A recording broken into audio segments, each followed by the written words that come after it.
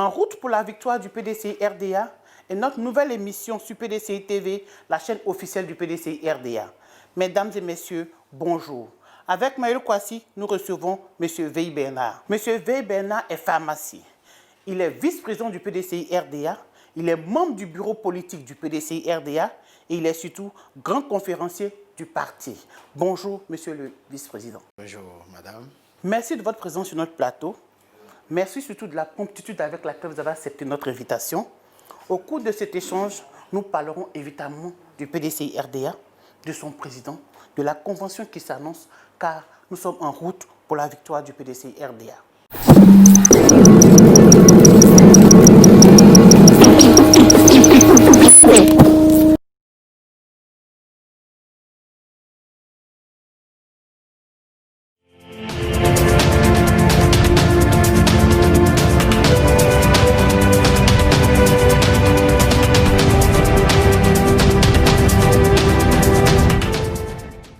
Docteur Veil Bernard, oui.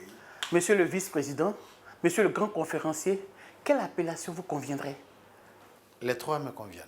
D'abord parce que pour être militant, Oufoué nous a appris qu'il faut être d'abord dans la société un modèle. Pour être pharmacien, nous avons appartenu à des générations. Nous avons donné le meilleur de nous-mêmes au lycée, à l'université et dans la vie professionnelle. Ensuite, comme nous sommes dans le cadre du parti, il y a aussi les titres qui sont importants parce que cela dénote du parcours du militant que nous sommes. Vice-président, ça me convient. Grand conférencier, ça me convient. Donc, on va dire, monsieur le vice-président, vous faites partie de l'importante délégation qui est allée demander au président Henri Konan Bédié d'accepter de se porter candidat à la candidature pour les élections présidentielles d'octobre 2020. Pourquoi une telle démarche? Alors, je vous remercie pour la question. La démarche est importante. Parce que vous savez que le PDCI-RDA, c'est un parti vieux de 74 ans. Cela suppose que c'est un parti qui a des habitudes, qui a des pratiques et qui est aussi un parti qui s'adapte à l'ère du temps. C'est ça qui dénote, qui justifie sa longévité. En dehors du PDCI, sur le continent africain, il n'y a que l'ANC. Vous voyez, c'est la pratique démocratique, les us et coutumes internes qui solidifient l'histoire de notre parti. Vous savez, nous partons à une période, à une phase très importante qui est l'élection présidentielle du 31 octobre. Il nous faut un cheval gagnant. Après analyse, peut-être nous reviendrons là-dessus. Après avoir sorti les besoins du moment de la population, du peuple ivoirien, et compte tenu des contingences au sein de notre parti, après analyse, le parti, dans son ensemble, vous avez vu que la délégation comportait tous les organes du parti, du vice-président, comité des sages, délégués, jeunes, UFPDCI, JPDCI. La réflexion a abouti au fait que notre meilleur cheval aujourd'hui, qui répond aux aspirations du peuple aujourd'hui, qui répond aux besoins de cohésion au sein de notre parti, c'est Henri Konan Bédié. C'est pour cela que nous sommes allés vers lui, pour lui demander, il n'a pas exprimé sa candidature. Vous savez, en 1988, c'est le parti qui allait demander à Oufoué de faire don de sa personne au parti.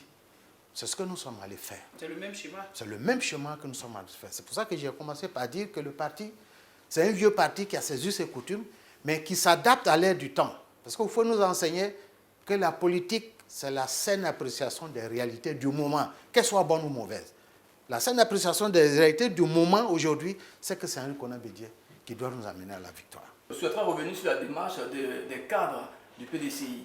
Toutes les instances, secrétariat exécutif, vice-présidence, délégués départementaux et communaux, tous sont allés demander au président Bédié d'être candidat. Une telle démarche n'est-elle pas de nature à empêcher d'autres candidatures? Pas du tout. Vous savez que le Parti démocratique de Côte d'Ivoire, comme son nom l'indique, c'est le seul parti qui pratique la démocratie interne. Vous ne verrez nulle part sur l'échiquier national, mais je dirais même africain, un parti qui va adopter la procédure que nous avons adoptée. Vous avez un président du parti, les gens n'aiment pas ces termes, mais depuis Oufoué jusqu'à Bédié, c'est le président du parti qui est le candidat naturel du parti.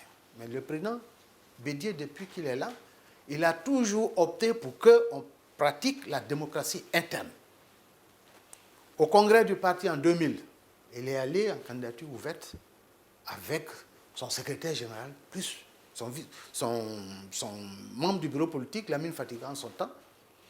2013, il est allé en campagne contre son secrétaire général, Alphonse Djidje Madi, et contre le président de sa générale du parti en son temps, Kouadio Bertin. Mais cette année, il est question quand même de la mobilisation de toutes les instances du parti. Justement, c'est pour cela que nous disons que c'est le meilleur choix. Je vais vous dire une chose. Voilà la question que le PDCI se pose depuis sa création en 1945.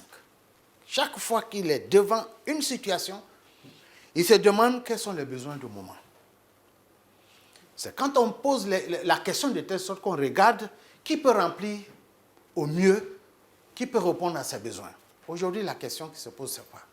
Quel est le besoin, quelles sont les attentes réelles du peuple ivoirien et de tous ceux qui vivent en Côte d'Ivoire?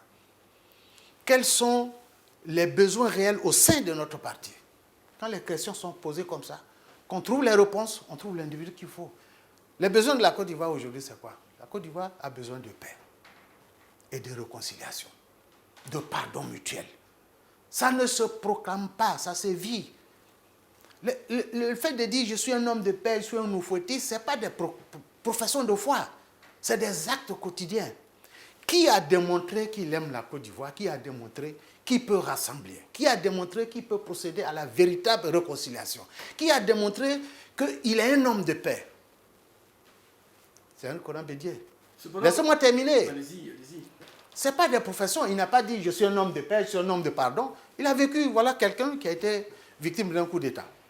Et quand il est parti, soit au plan national ou international, et au sein de son parti, il y a eu des reniements, il y a eu tout ce qu'il faut. Il serait revenu, pour le commun des hommes, il reviendrait de couper des têtes, surtout qu'il a repris le parti en main. Mais il a plutôt appelé au rassemblement. C'est le premier signe de pardon. Ensuite, vous avez vu sur le plan national, tous les différends qu'il avait eus en son temps et l'ancien Premier ministre, président du RDR, il s'est réconcilié avec lui. Vous avez vu tout dernièrement, laissez-moi terminer, vous avez vu tout dernièrement qu'il est allé à Bruxelles rencontrer le président Laurent Gbagbo. C'est la même qui disait, quand il y a eu le coup d'État, que souvent il y a des révolutions de palais qui aident la démocratie à évoluer. Il a transcendé tout cela et il y est allé. Voilà des actes qui démontrent qu'il ne confesse pas qu'il est un homme de pardon et de foi, mais qu'il est un homme qui pratique ce qu'il dit. C'est un homme de paix, un rassembleur. La Côte d'Ivoire a besoin aujourd'hui de plus de paix, avant qu'on arrive sur le volet développement. C'est pour cela que nous disons, en procédant ici, nous avons, comme les gens de la sécurité le font, quand il y a un crime, on dit quel est le porteur robot du meurtrier. On fait le porteur robot et puis on regarde à qui ça ressemble. Il fallait tracer un porteur robot du président dont a besoin aujourd'hui la Côte d'Ivoire. Le porteur de robot, c'est un homme de paix. Je vais vous arrêter une minute. Voilà, je vous en prie. Moi, je vous demande alors, dans ce cas d'espèce, il y a eu quand même un appel à candidature.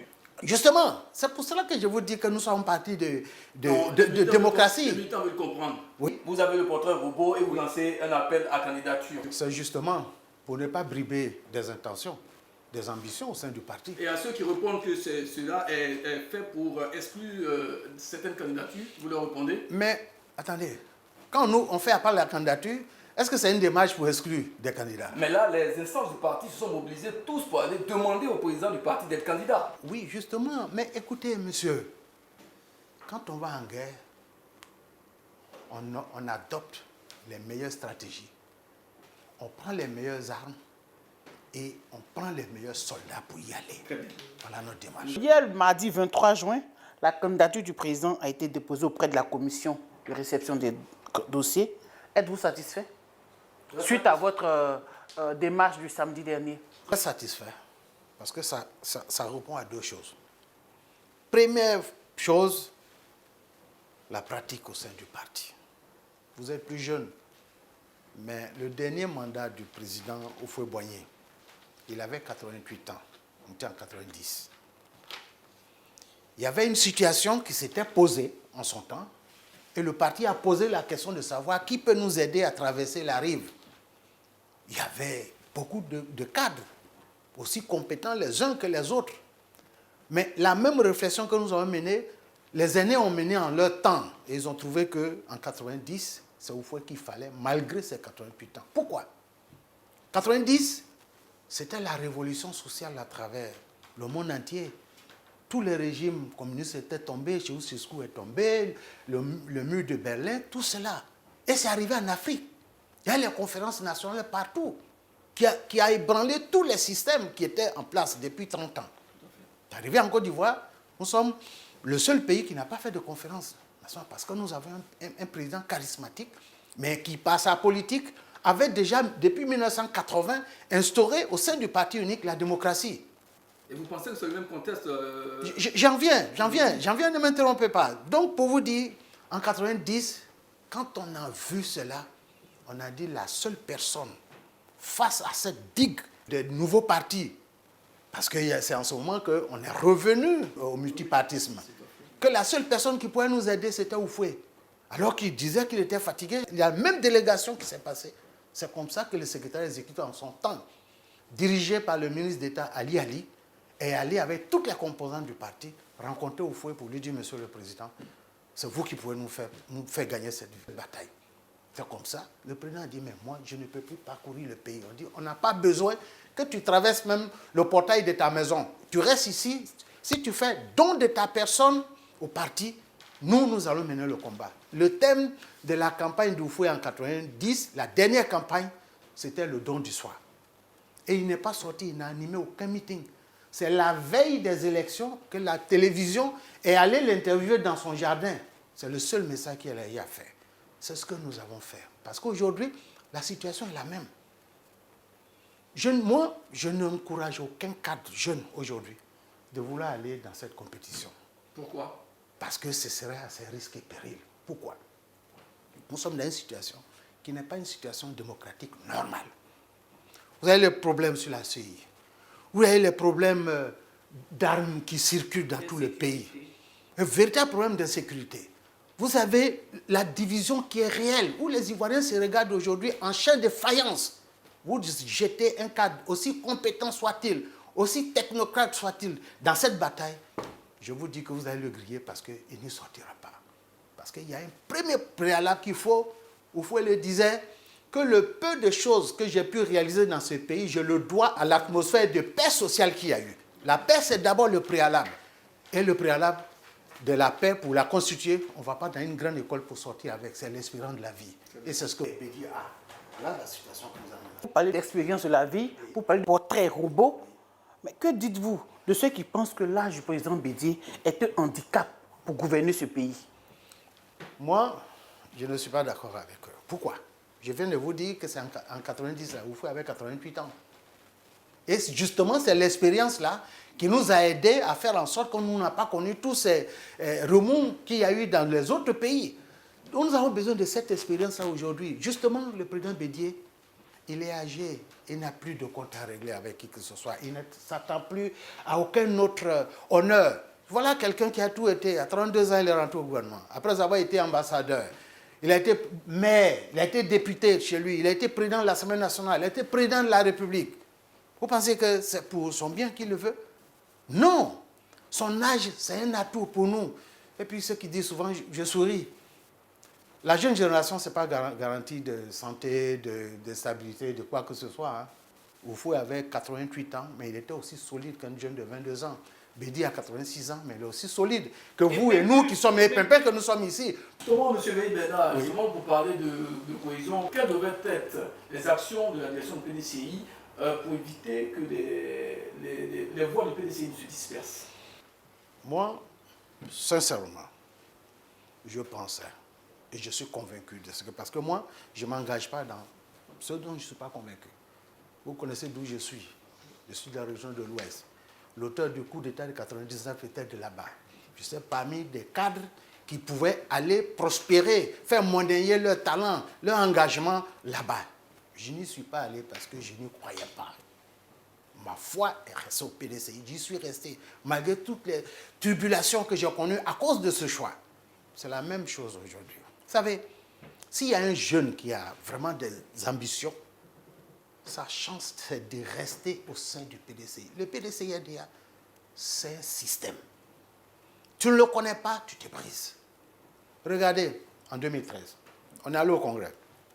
On a décidé que le président Bédié nous ramène en 2015 au pouvoir. Il a fait l'appel de Daoukro. Nous lui avons dit, Monsieur le Président, d'accord, le secrétaire exécutif a dit que nous allons nous aligner parce que malgré ma taille, Gikawe est peut-être près de 2 mètres, moi-même debout là, Bédié assis derrière moi, il voit plus loin que moi debout. Que Monsieur le Président, il y a certaines choses peut-être que vous savez que nous ne savons pas. Nous allons vous suivre. Mais nous allons respecter les procédures internes. Le Congrès a décidé qu'on ait un candidat. Si vous avez décidé qu'on n'ait pas de candidat, il faut qu'on reparte vers le Congrès. C'est comme ça qu'on est allé au Congrès extraordinaire, pour qu'on s'aligne sur ça. Mais ceux qui n'ont pas voulu s'aligner, qui se sont sentis suffisamment forts en son temps, qui ont porté des candidatures indépendantes, vous connaissez la suite. Aujourd'hui, le PDCI, il est à 74 ans, il a pu résister contre toutes les intempéries. C'est un appareil. Je vais vous dire un secret. Au foyer, quand il a été élu député, quand ils sont allés en France, tous les groupes parlementaires africains sont allés s'allier à des groupes parlementaires qui étaient là-bas. Tout le monde est allé déjà prendre les autres. Il ne restait que le groupe parlementaire du Parti communiste. Il faut dire, bon, quand vous avez tous pris vos choix, moi, je vais aller au Parti communiste. Il y est allé. Mais il a appris beaucoup de choses.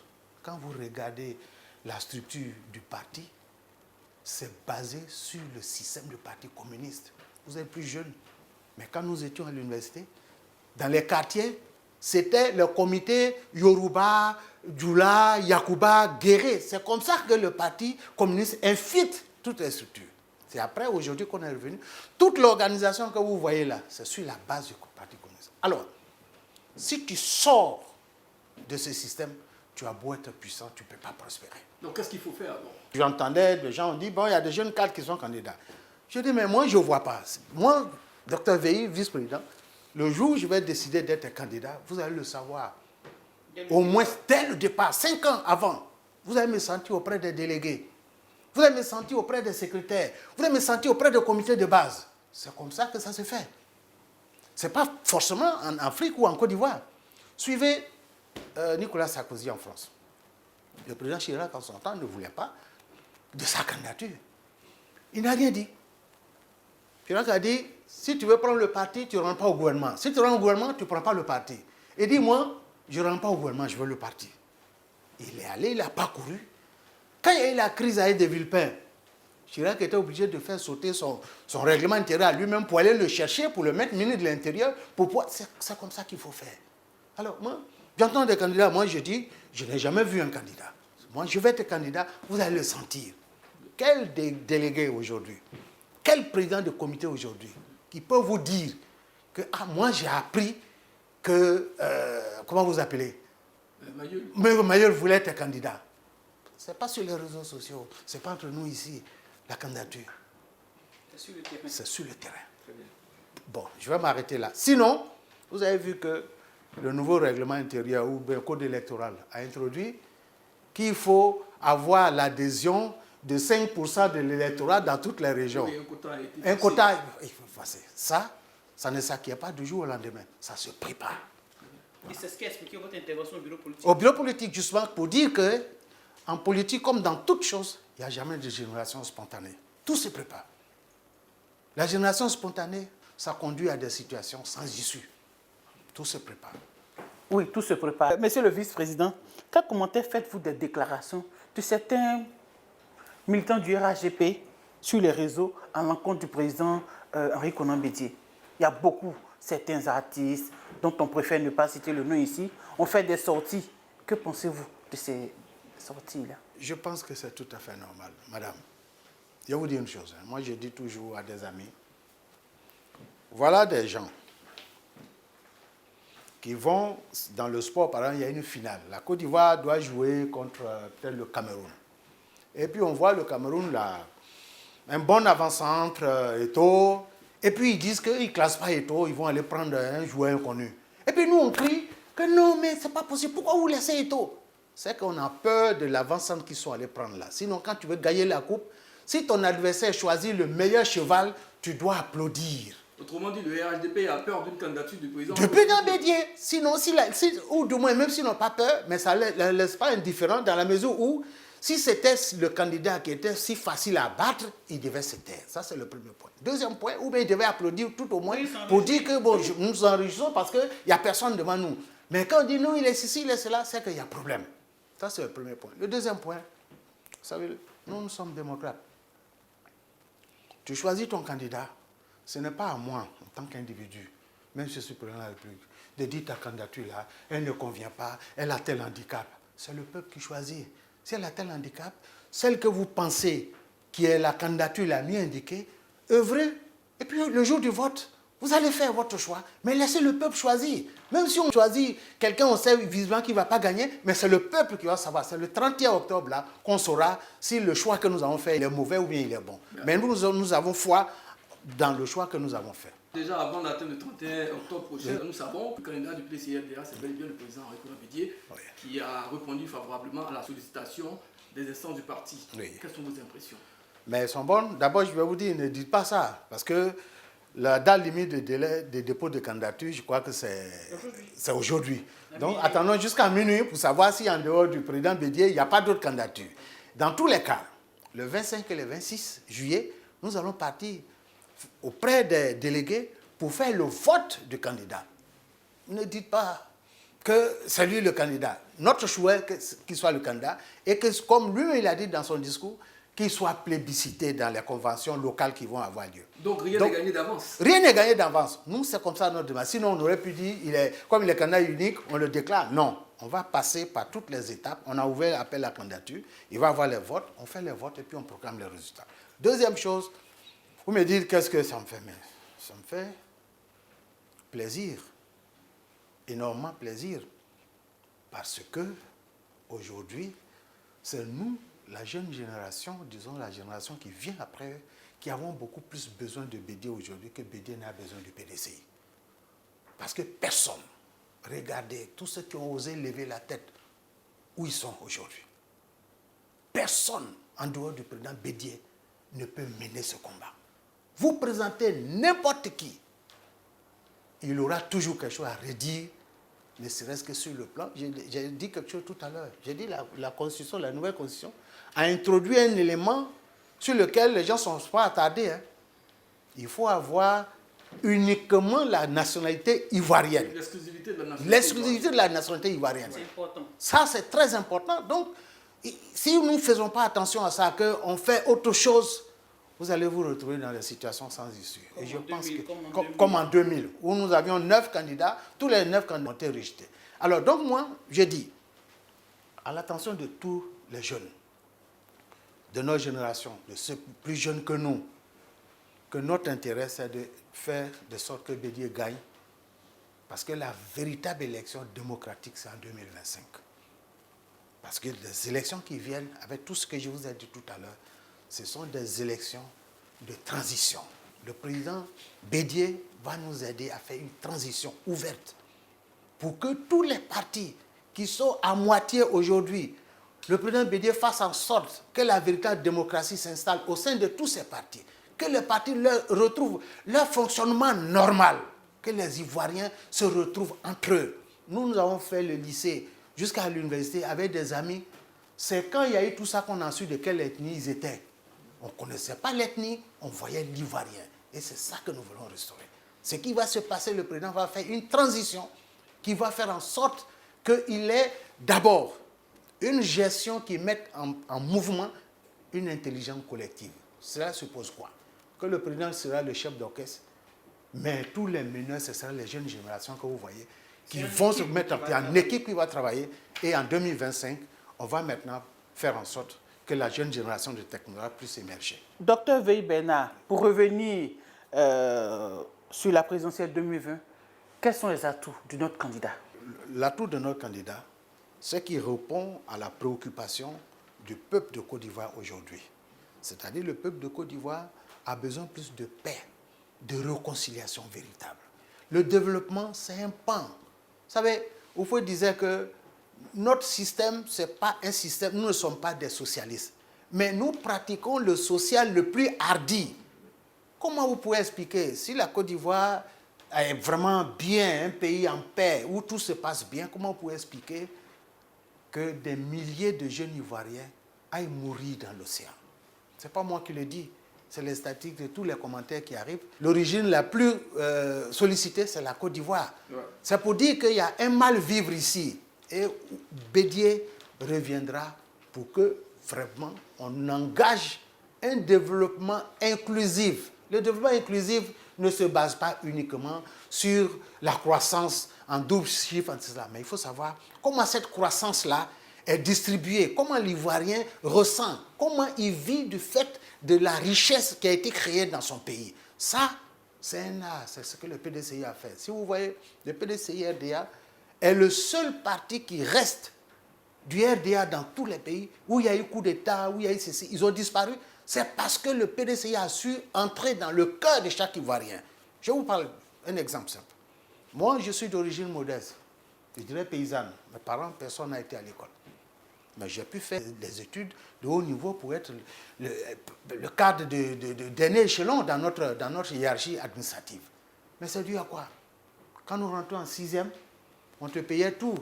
Tu rentres à l'internat, on te donne les livres, on te donne les draps, on te donne le savon, on te donne les cahiers. C'est ça la distribution de la richesse. Parce que Houphouët disait que la Côte d'Ivoire a produit à telle richesse, il faut que chacun ait ça. Nous avons eu cette bourse, nous avons travaillé avec ça. Je suis rentré à la fac, ensuite, qui est devenue, à l'école d'abord, qui est devenue la fac de pharmacie, sans rien payer. Nous avons les cars qui nous transportaient. C'est ça la distribution, c'est ça le développement exclusif. Et c'est ce que le PDCI fait. Et c'est pour ça que depuis 1945, le PDCI est ancré dans le cœur des Ivoiriens. C'est ça que le président Bédié va poursuivre dans la paix. Parce que sans paix, vous avez beau faire tous les développements, ça ne marche pas. Voilà ce que je voulais dire. Monsieur Bédié Bernard, la candidature du président Bédié est acquise, plus ou moins. Je vous le concède. Très bien. Alors, quelles doivent être les stratégies du PDCI pour mener le chemin vers la victoire du PDCI en 2020? D'abord, je voulais vous dire que nous allons étape par étape. Nous ne mettons pas la charrue avant les bœufs. Nous allons terminer le 26 juillet avec la désignation formelle, institutionnelle de la candidature du président Bédié. Et ensuite, nous allons dérouler toute la stratégie. Mais ce que vous devez savoir, pour vous rassurer, le premier élément, c'est ça qui nous a guidés d'abord au choix du candidat. Il faut l'unité et la cohésion au sein du parti. Parce que Houphouët-Boigny nous a enseigné que quand le mur est lézardé, c'est là que l'araignée rentre. Mais quand le mur est soudé, vous ne verrez aucune bête qui va rentrer ici. Première stratégie, c'est d'abord de consolider notre unité, notre cohésion. C'est pour cela que j'étais très heureux la dernière fois, le samedi, chez le président, que certains d'entre nous qui étaient pressentis à être candidats soient eux-mêmes venus dire que vraiment, ils s'engagent derrière le président Bédié pour arriver à la victoire. C'est les gages de la victoire. C'est-à-dire, première stratégie, c'est la cohésion, l'unité au sein du parti. Ensuite, nous allons aller, parce qu'une élection, ça se gagne par la mobilisation. Vous êtes là, votre servante qui est à la maison, le gardien qui est devant la porte, il a la même pouvoir de voir dans les urnes que vous. Donc, chacun, nous allons partir maintenant vers nos bases pour pouvoir les mobiliser. Ce n'est pas sur les antennes que je vais vous développer toutes les stratégies, mais sachez les grandes lignes, ça sera d'abord la cohésion au sein du parti et la mobilisation, la sensibilisation de nos bases. Je vous remercie. Est-ce qu'on peut compter avec les accords cadres avec les partis de l'opposition? Bien sûr. Et surtout le FPI. Bien sûr. Madame, pourquoi je dis bien sûr? Quand je dis le président Bédié, c'est nous qui avons plus besoin de lui que lui de nous. Il y a combien de militants PDCI qui sont en prison aujourd'hui, qui sont en exil? Comparé, on en a un grand. Je ne néglige pas, je parle du nombre. Très bien. Comparé au nombre de militants du FPI qui sont en prison et qui sont en exil. Et d'autres du GPS aussi. Et du GPS qui sont en exil. Je veux dire, tous les partis qui ne sont pas au pouvoir, combien ont leurs membres en prison ou en exil forcé? Le président Bédié vient pour mettre fin à tout cela. Donc c'est dans l'intérêt de eux tous que nous faisons en sorte, parce qu'eux-mêmes, ils savent que Bédié, c'est un homme de parole. Quand il dit oui, il a dit oui. Quand il a dit non, il a dit non. Et il a démontré, c'est pour ça que je vous ai dit, il a démontré qu'il y a un homme de pardon. S'il a su pardonner au sein de son parti, il va le faire au plan national. D'ailleurs, il l'a fait déjà au plan national. Donc, c'est dans l'intérêt. Et nous pensons que le moment venu, ce n'est pas tout qu'on va vous développer, mais le moment venu, les stratégies communes vont se dégager pour nous amener à la victoire. Parce que c'est le kit au double pour nous, pour tous nos partenaires de l'opposition, que le 31 octobre, que nous puissions mettre fin à ce régime dans les urnes. C'est de notre intérêt, c'est à nos corps défendants, à nous tous. Donc c'est pour vous dire que nous avons travaillé dans ce sens. Mais M. Weber, il faut compter avec la CEI. Que pensez-vous du processus électoral? Vous savez, nous, il y a un chef d'État, le président Abdou Diouf, quand il rendait hommage à la mort de Senghor, il a dit « Senghor a été une référence pour moi ». Ça m'a aidé dans tout mon mandat. Parce que quand j'étais confronté à chaque problème, je me posais la question de savoir, devant cette situation, qu'aurait fait le président Senghor. Et quand je regarde dans l'histoire, j'adopte ce qu'il a fait et ça m'a aidé. Là où nous sommes aujourd'hui, quand on se dit Oufouettis, la situation pour arriver à une sortie apaisée, à l'issue des élections à venir, si c'était Houphouët-Boigny, il allait convoquer un conseil national. Vous êtes plus jeune, vous n'avez pas vu le conseil national. Il n'y avait pas le multipartisme en son temps. Mais quand il sentait qu'il y avait une situation sociale lourde, il convoquait le conseil national. En dehors du PDCI, il y avait les syndicats, il y avait les associations, il y avait tout le type de... Moi, je me rappelle, j'étais étudiant, le dernier conseil national d'Oufoué, il y a 2 personnes qui ont pris la parole. Ce qu'on ne peut pas dire à Oufoué, ils l'ont dit, était Marcel, du SINARES, le syndicat des enseignants du supérieur. C'était l'embryon de naissance du FPI. Il a, pendant près d'1 heure de temps, tout ce qu'on ne peut pas dire, il a dit. Ensuite, il y avait de la société civile, un contemporain d'Oufoué qui s'appelait Maître Assi Adam Camille, qui était un opposant historique. Il a pris la parole. Ce qu'on ne dit pas, il a dit. Pendant tout ce temps, ça a duré sur 3 jours. Oufoué est assis comme ça. Il écoute. À l'issue de 3 jours, il réunit son secrétariat. Il dit tout ce que vous avez entendu, qu'est-ce qu'on peut faire? Et il prend les décisions pour désamorcer la bombe. Ma proposition aujourd'hui, pour qu'on aille à des élections passées, c'est que le président Alassane Ouattara, en tant que président de la République de Côte d'Ivoire, en tant que oufouettiste, comme il est dit, qu'il fasse vraiment entendre toutes les composantes de la société ivoirienne, les partis politiques, les syndicats, les sociétés, comment vous appelez, l'organisation des sociétés civiles, pour entendre, comme vous le dites, vous les jeunes, les vrais sons, pour entendre les vrais sons. Et à l'issue de cela, il prendra la décision comme vous pouvez la faire. Et ce sera la meilleure des situations. Parce que une chose est d'arriver au pouvoir, une autre est de pouvoir sortir. Je m'arrête là. Merci, Monsieur le Vice-président. Nous n'allons pas terminer sans vous demander votre mot de fin et surtout un appel à l'enrôlement qui se poursuit depuis hier. Le mot de fin, c'est d'abord sur 2 axes. Le premier, c'est d'inviter les jeunes. Quand je dis jeunes, ce n'est pas la JPDCI. Jeunes, c'est la génération qui vient après Bédié et ses compagnons, qui s'unissent.